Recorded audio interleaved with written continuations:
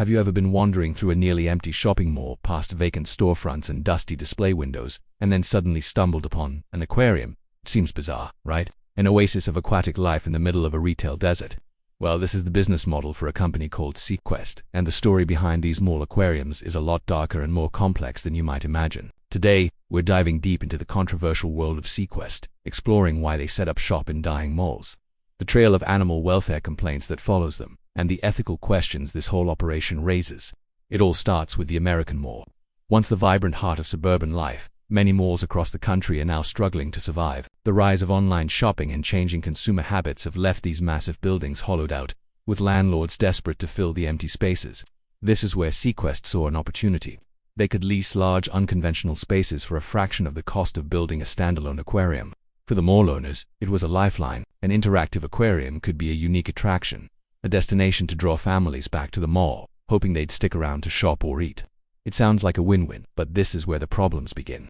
Building an aquarium isn't like setting up a clothing store. It requires highly specialized infrastructure, complex life support systems, precise temperature and water quality controls, and enclosures designed for the specific needs of hundreds of different species. Rushing to retrofit a former department store or a series of smaller retail units into a suitable environment for sensitive marine animals is a recipe for disaster, and unfortunately, that is exactly what critics and former employees say has happened time and time again at SeaQuest locations across the country. The business model seems to prioritize speed and low cost over animal welfare.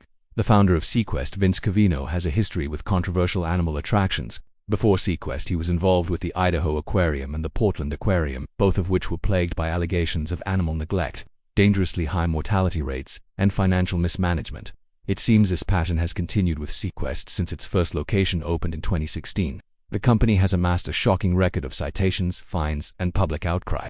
Let's look at some examples. At their Littleton, Colorado location, state inspectors found a series of issues, including an incident where a sloth was burned by a heat lamp. The facility was cited for inadequate housing and poor veterinary care. In Las Vegas, Nevada, the SeaQuest was cited after a visitor was bitten by an otter during an interactive encounter. This highlights another core part of SeaQuest's model: hands-on interactive experiences. You don't just look at the animals, you can touch them, feed them, and even swim with some of them. While this is a huge draw for customers, it puts immense stress on the animals and creates significant safety risks for both the animals and the public. Animals that aren't meant to be handled frequently can become stressed, leading to illness or aggressive behavior. The list of incidents is long and disturbing. Reports from multiple locations include birds being stepped on by children, an octopus boiled alive due to a tank malfunction, and hundreds of fish dying from improper water conditions. In Folsom, California, a stingray was found dead, having been cooked when a filtration system failed. Local and federal agencies, like the USDA, have repeatedly cited various SeaQuest locations for violations of the Animal Welfare Act. These violations range from unsafe enclosures and improper food storage to a lack of qualified staff and inadequate veterinary oversight. Former employees have become some of SeaQuest's most vocal critics. Many have come forward with stories of being undertrained, overworked, and emotionally devastated by what they witnessed. They describe a chaotic environment where management prioritized profit and the interactive experience over the basic needs of the animals.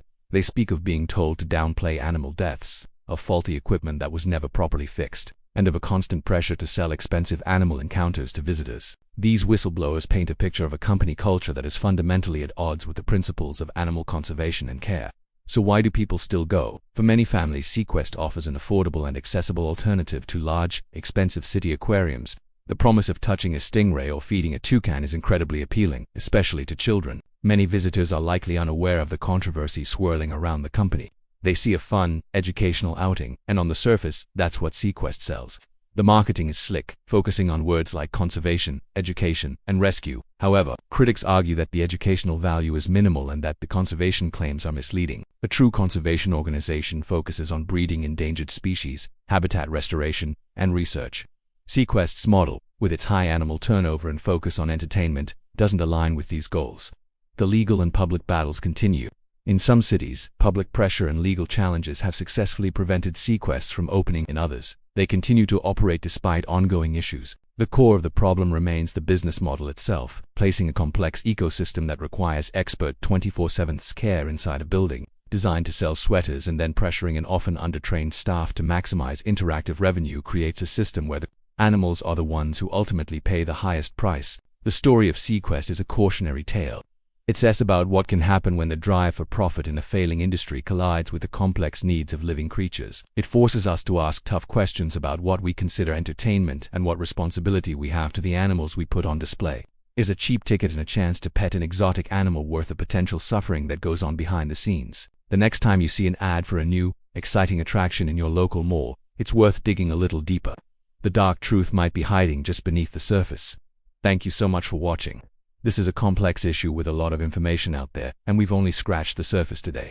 If you found this video informative, please give it a like and subscribe to the channel for more deep dives. Let me know your thoughts in the comments below. Have you been to a SeaQuest? What was your experience?